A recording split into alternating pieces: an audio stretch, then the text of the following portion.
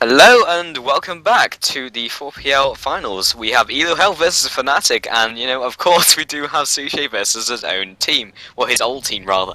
Interestingly enough, they started without us, and we don't even know if spectators are on at the moment. So, congratulations! I may or may for not the be in the US. game as per normal.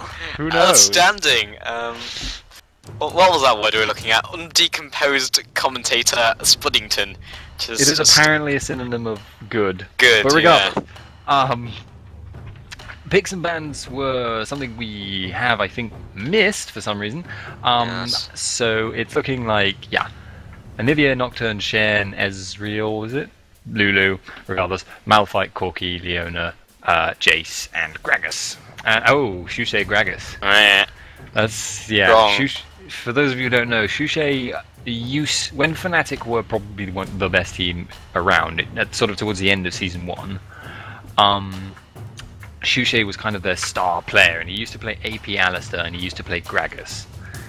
And on both of those champions, he was kind of a monster at the time. I mean, obviously, times have changed. Or monster to the point where he carried them through DreamHack and, well, not completely well, carried. Controversial statement. But he the... basically, like, Sushi wrecked face in DreamHack, and they got a crazy victory from just Sushi going something ridiculous. Like, he was on top form. And I think everyone would agree with that statement, to the point where, like, they had so many fanboys for Sushi in that tournament. It was ridiculous. It's pretty funny, but since then, times have changed. Double AP maybe gone slightly out of the meta, along with a couple different play styles. And yeah, I mean, it's just the way the meta changed. However, Sushi is still strong as a player in his own right, and Fnatic's team itself is very, very strong. Like XPK, Lamia, Soaz, Cyanide, and N-Rate is such a good team. Of course, XPK and Lamia and Cyanide from the original team, who are extremely strong. So, yeah, are we jumping to another commercial break? Sorry for interrupting you there, Splington, but it's something that we have to hit. Hex. Alright.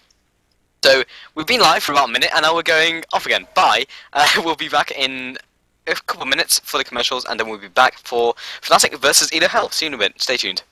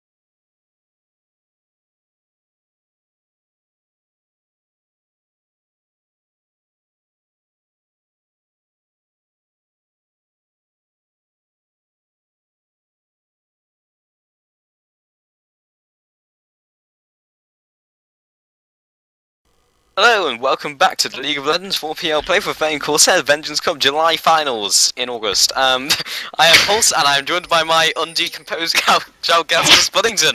Hello! You should probably stop using that word. It is not obvious what it means. Or is supposed to mean. I don't even know what it means, that's the point. So we have Elohell versus Fnatic, and of course Fnatic is Sushay's new team. Old team. Wait, what? And then, yeah, who is mid right now for them? Xpeke. So Xpeke versus Sushay mid. And interesting to note, as we said, Gragas with Sushay, which is, well, his favourite character season 1 along with APL, until he got nerfed into the ground because of him. Yeah, he's probably, I think Gragas is probably one of his favourite characters. He's playing a lot of Fizz, I think, at the moment, and it looks like he's taken a shine to Diana from last game. But, yeah. Oh, Grom, he's going to see the opposition, he's going to try and get out there. Sellers in for the Shadow Dash, quickly leveled up along with Cyanide, following up with the damage. Xpeke potentially looking for the stun, now he throws it out. Great first blood, and that'll be picked up by Lamia. Very, very clever use of his flash rods from Xpeke, saving it until he flashed, and that was a great lead. That was a fantastic lead from Xpeke picking up that kill.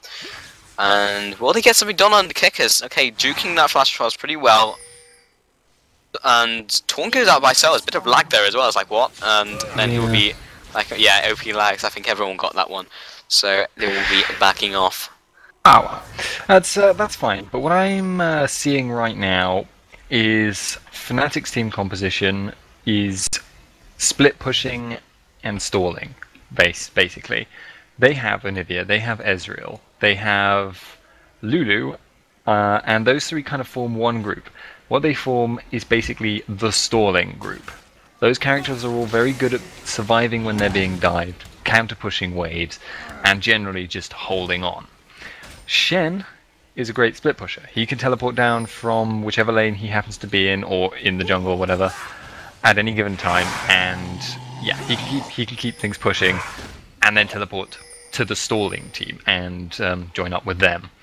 So what Fnatic are probably going to be looking to do here is to simply have Shen push top, maybe have Nocturne push near to the rest of the team as well, because he can kind of do the same thing using his ultimate paranoia.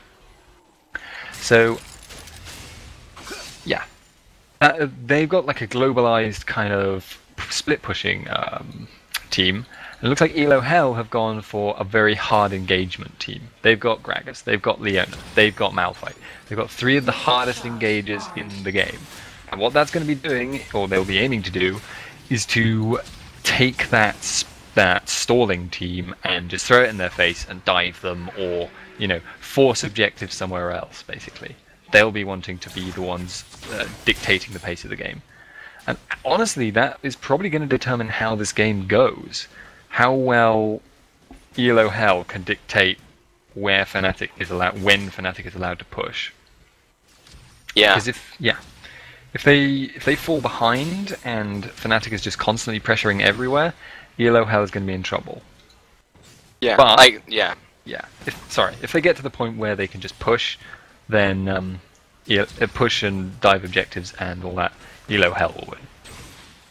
Yeah, like, both teams have the potential to control the pace of the game, because as you were saying, they can split up, and then wherever they go, really, Elohell have to react to it, unless they make a strong push of their own, and then force a bigger objective, like, or go to Drake, and then it forces Fnatic to move around it, and then go to that Drake and try to do something. But in a straight-up trade, I'm expecting Elohell to be stronger purely because of their composition, but Fnatic needs to get these small victories, which we see so often in these aggressive sort of mobile teams.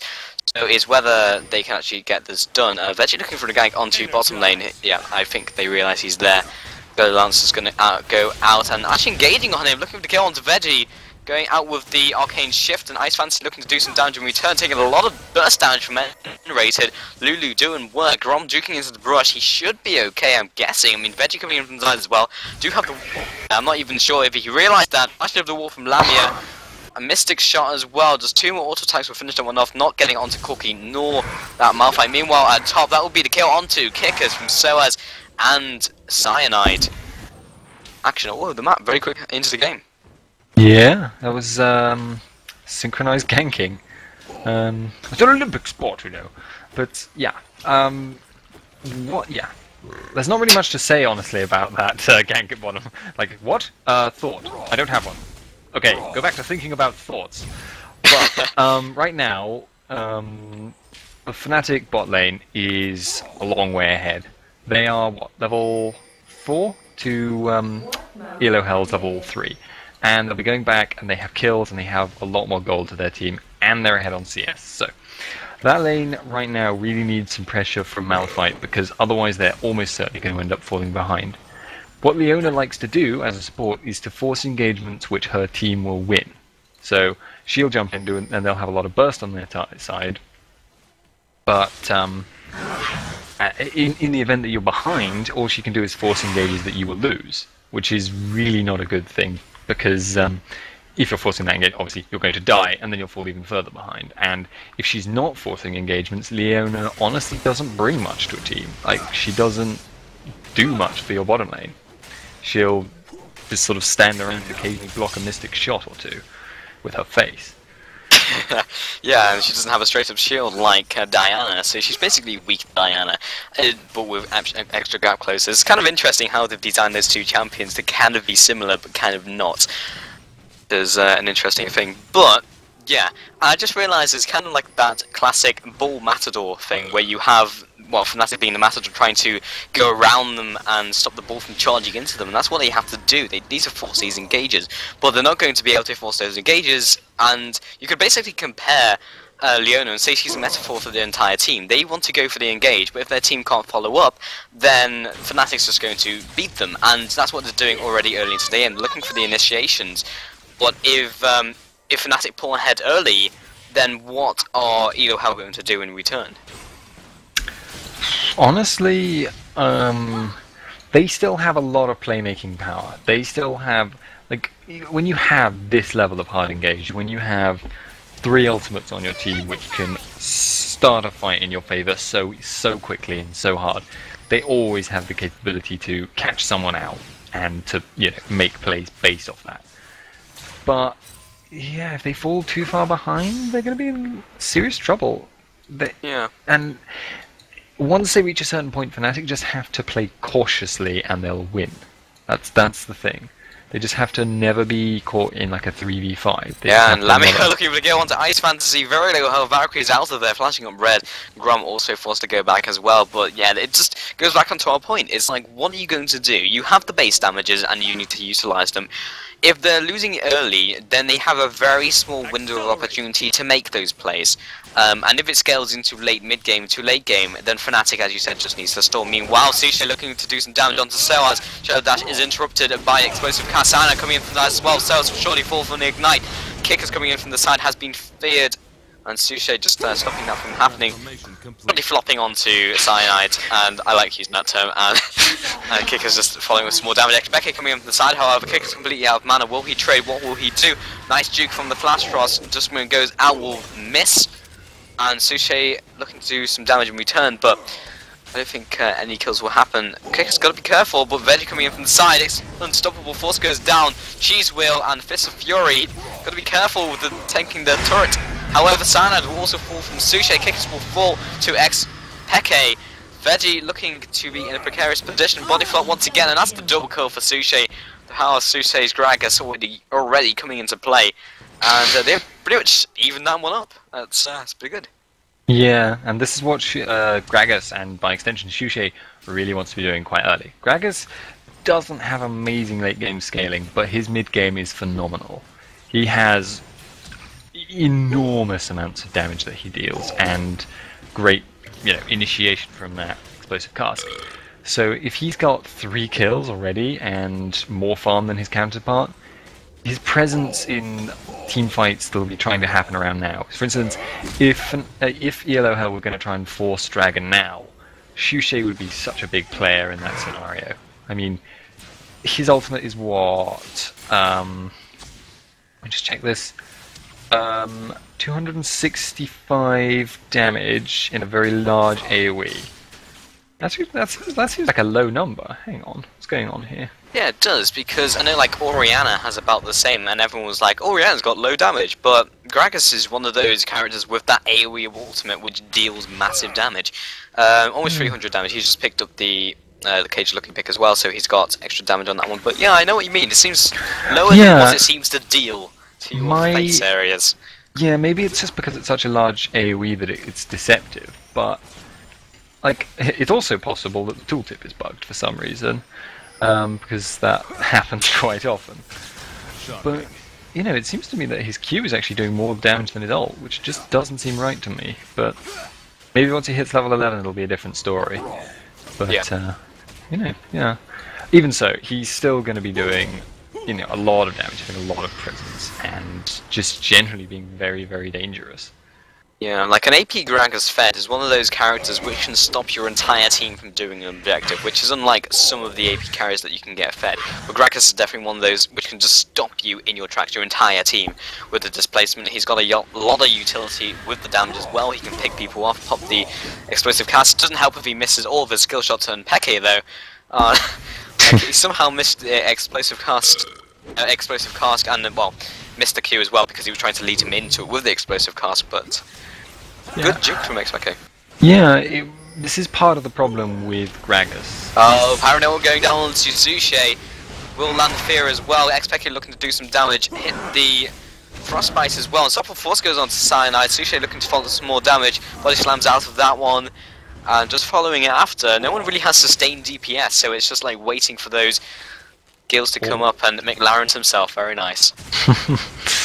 Yeah, Wall is always a slightly dangerous tool to be using when you're not quite sure what the range is, because yeah, there's a very high chance if you land the wall on someone in like the middle of their hitbox, then you've got like a 50-50 chance whether it's going to push them away and to the safe side or towards you and into their death. In that case, it turned out away, which was unfortunate for them. But honestly, I don't think they'd have killed Malphite anyway. But, very tanky at the moment. But yeah, the game is once again even, and this is kind of what Elohell need, because if they can stay in contention, then their base damages will be extremely strong in that mid game. And looking at Fnatic, then they just need to get all the advantages they can over the course of the game, because, well, they'll have probably better late game scaling because of it. So it's basically all those small victories, how many can you get, and then it will pay off in the end, whereas Elohell just need to stay in it and then make the plays and shut them down in mid-game, and that's where they're looking to peak and do some damage. So at the moment, 12 minutes, nearly 30 minutes in, and potentially looking for a Drake fairly soon. That's generally when you expect to see it. Fnatic pushing hard onto bottom. Of course, Corki is forced to go back, and they might be making the push onto Drake because of it, because they have that control over the map around that area. Yeah, if you take away the bottom tower, that removal of sort of an area of safety means that you are yourself a lot safer when you're trying to take Dragon. It means that the enemy has less angles that they can approach from. Yeah, so it's actually getting to taunt onto Kickers, and meanwhile at Drake, they've got to be careful because it is 3 versus 4, could be a 4 versus 4 very soon, and there's an explosive cast doing a lot of damage to Lamia. And who gets Drake actually? Like Soulflare goes down, pushing him away from it. Drake will actually reset. Lamia putting down the ultimate, tagging 2 people. Ultimate goes down from Shen. This turned quickly into a 5 versus 4, turning this one around. Veggie taking a little damage, will be forced out. Sushi, will he escape? No, he will not. There's a shutdown on from Lamia on to Gragas. Looking to do some damage onto Ice Fantasy. Very interesting wall by Anivia. Just cutting off that escape route, I guess. And Bumps is going to turn around and smack him in the face with a shield. Very nice. Meanwhile, top Jace did pick up that that tower. Did he actually fallen?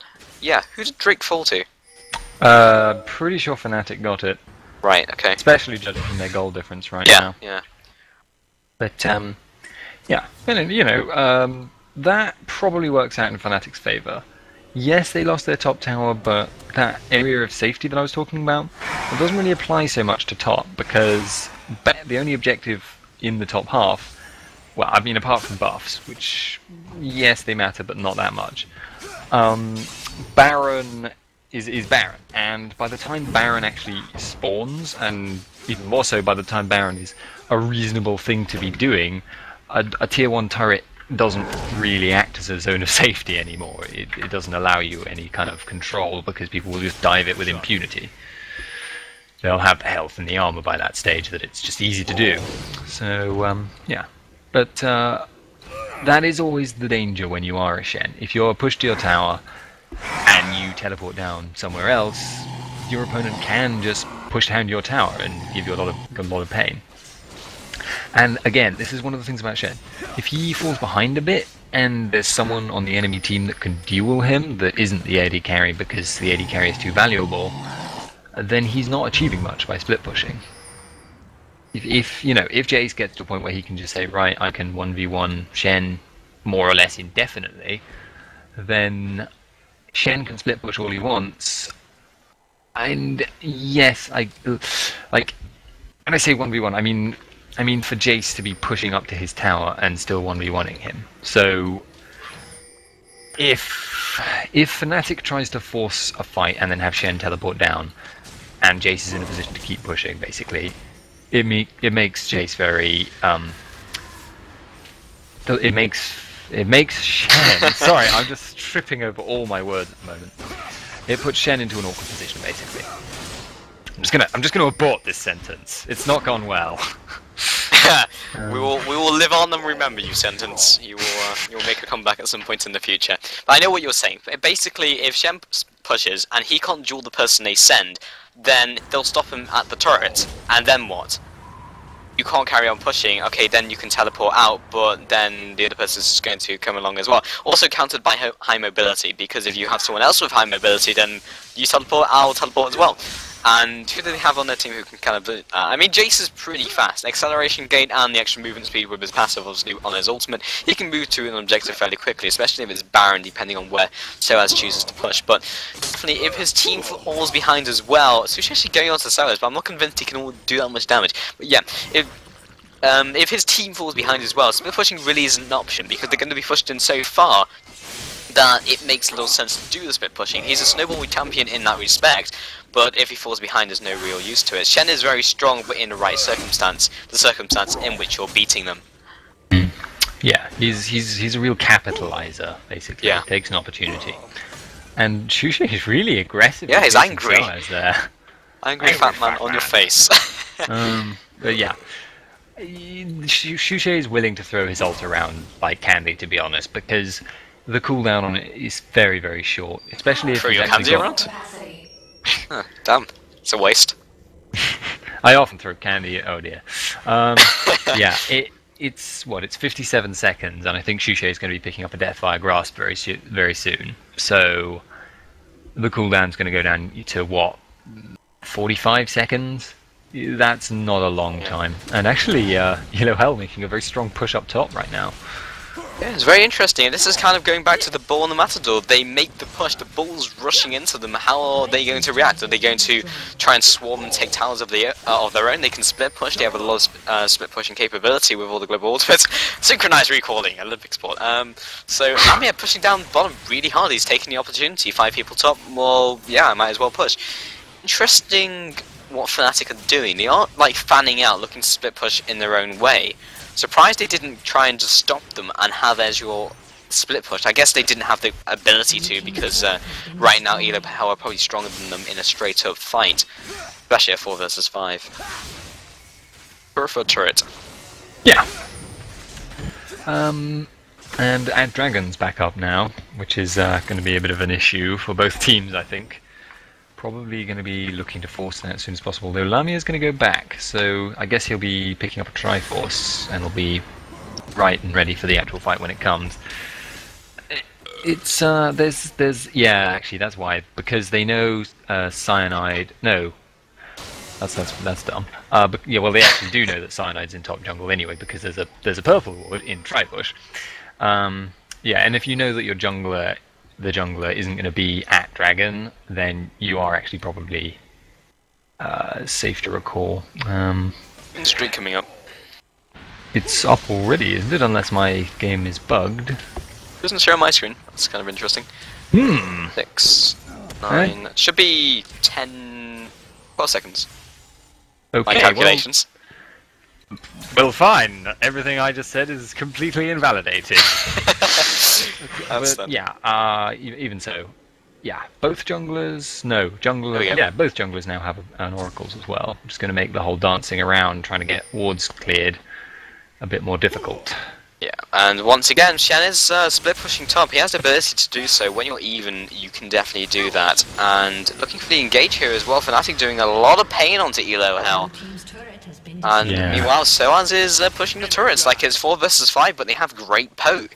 And that's really great in these circumstances. You have to make the dedicated engage, otherwise you're either going to get poked down and you're going to be losing towers. So Elohell have to make the move right now. Or push bottom tower, that's also good. But they need to do something, basically. And Soaz is chunking out the tower pretty quickly. Yep, if they don't do anything, it's going to happen, basically. And it looks like Elohell is actually just going to back off and send someone to deal with Shen. And the thing is, the moment Fnatic sees that, they're going to send Soaz off to deal with Dragon. They're going to send Lamia there. They're going to take Dragon themselves. And yeah, expect he's picking up blue. Expect they'll be making a move there right now. Seems to be a very interesting call, honestly. Like, I get the sense they just hamstrung themselves. Like, if they don't feel strong enough to engage, then what do they have? Like, Fnatic, as we've mentioned several times now, are only really going to get stronger. They're mobilizing on Soaz, but even if this is a kill, they just took Drake. Like, 1 for a Drake, this is not worth it. Soaz, yeah, will almost definitely fall, unless it goes to Sushi, that's probably a good thing. Just popping over the wall is like, oh hey, a kill! Outstanding, and we're picking that one up. Oh, the money! But it looks like Elohell are... they can't force Baron right now. They can't. They do not have the ability to tank it while there is an enemy team nearby. I mean, you'd only need 2 or 3 members of Fnatic there to stop them, to be honest. Or prodding power. Yeah, that's as prodding. I like to call it. Well, you call it poking, I call it prodding. But yeah, but Fnatic at the moment, yeah, they have this really great stalling ability with Anivia. I mean, her ulti is basically a no-go zone. The Elohell members aren't going to be wanting to walk into that when she's put it down in front of them. They could have Malphite charge right through it, but it's a risky play if they do that. And obviously, all that time, Shen is just going to keep pushing and pushing and pushing and pushing, which is going to put them in a horrible, horrible position. But, interesting. I've just noticed as Jace is going into a AD carry build, or more specifically, a KO build, where he goes straight for that Infinity Edge, which is interesting. And Sushi popping out the ultimate, and once again, somehow missing it. Outstanding. We'll push down that middle turret, but he's missed 2 of his ultimates, with possibly one of the massive AoEs in the game. It's impressive in itself, but I can see how he can do it. And Initiation goes in with Paranoia. Lamia coming in from the side as well, looking to do some damage. He's really in middle of the fight. Veggie also being chunked down very quickly. Xpeke was egged. Barrel goes down onto Cyanide, who will escape out of there. Kickers is now being caught, trying to do damage to Anivia. 2 guys goes down, but will not be enough to keep him alive. N-rated will pick up back. Double kill onto Lulu. Very nice. And that will be an ace. That's a Baron and a very decisive team fight.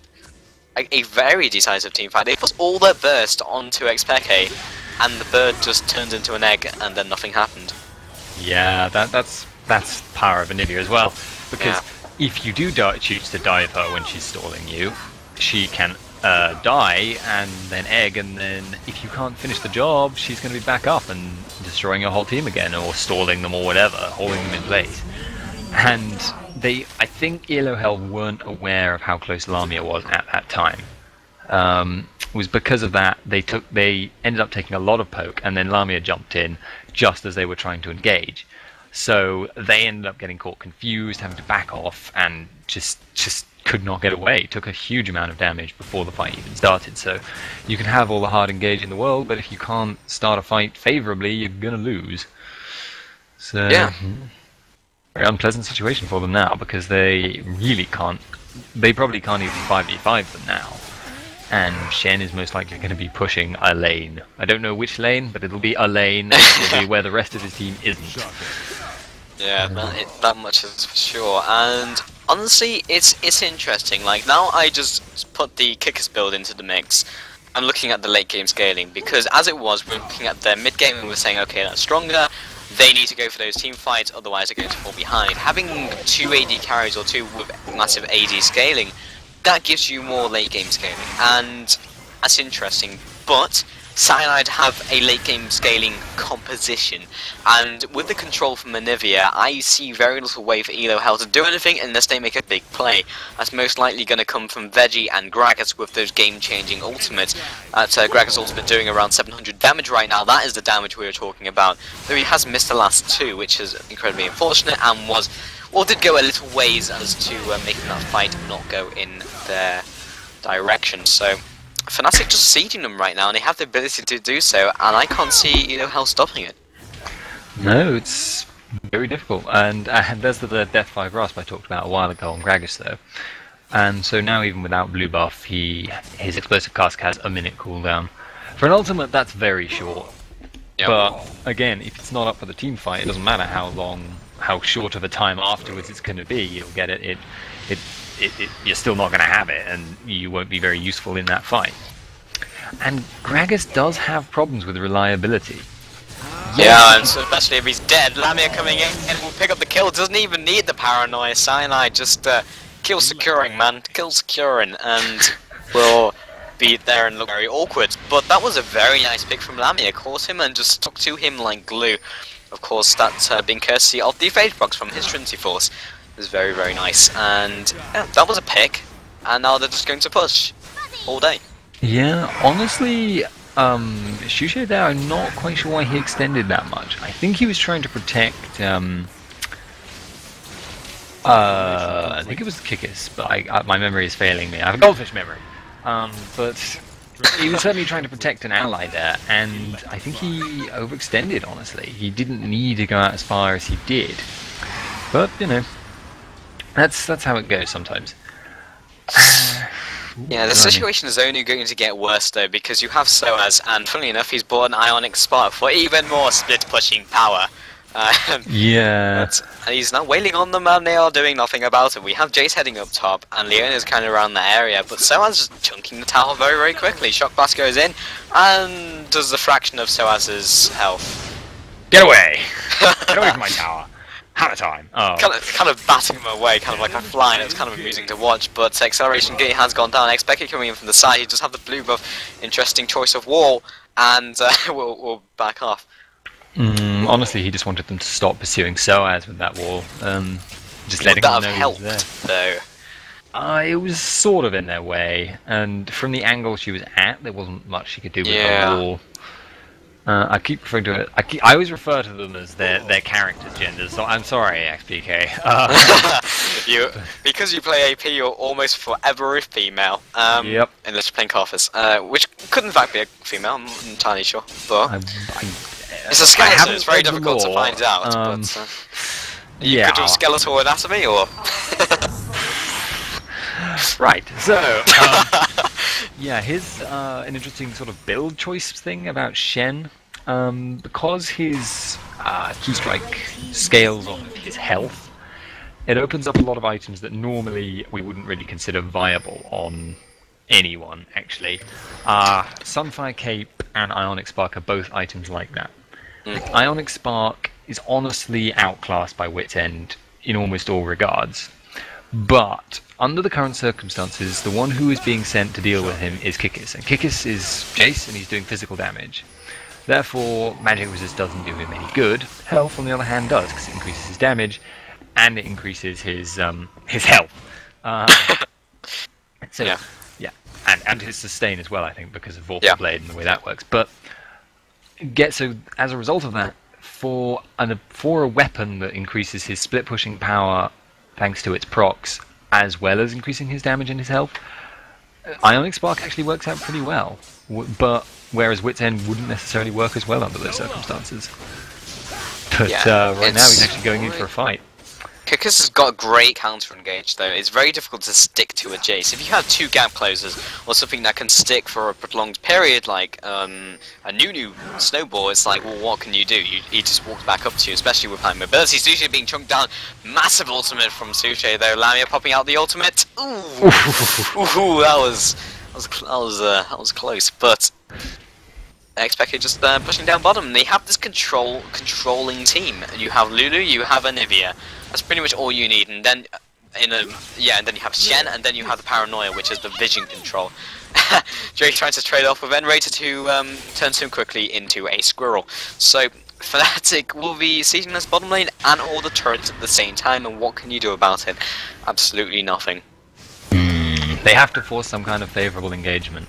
And actually right now, if they knew Shen wasn't here, well, of course Shen can teleport, but if they knew, if they knew Lulu was up there and they forced it down there on Nocturne, if Veggie flashed in and ulted now onto Xteki and Cyanide, they might come out favourably. I might looking for the kill onto Lulu, who is out of there. But honestly, right now, yeah. Sorry, go ahead. Oh, Veggie going for the SNH onto Lamia. Ultimate goes down with the explosive cast. Ultimate goes down by Shen, basically to save Lamia coming in from the side. Good ultimate, good Shadow Dash as well. Xteki has been egged. He will also fall. Kick is potentially falling in a second. Salas just tanking through the turret's damage. He will fall along with Veggie into second. Corki will fall first, and then Veggie to follow. Grom will be out of there. Last woman standing. But what are you going to do against that team? This is most likely to surrender at least the game either way. That was a great game. I mean, they had to go for the initiate, but it was too late at that point. And Fnatic says, haha to Shushei. See, maybe he didn't carry them. Ooh, controversial statements all day.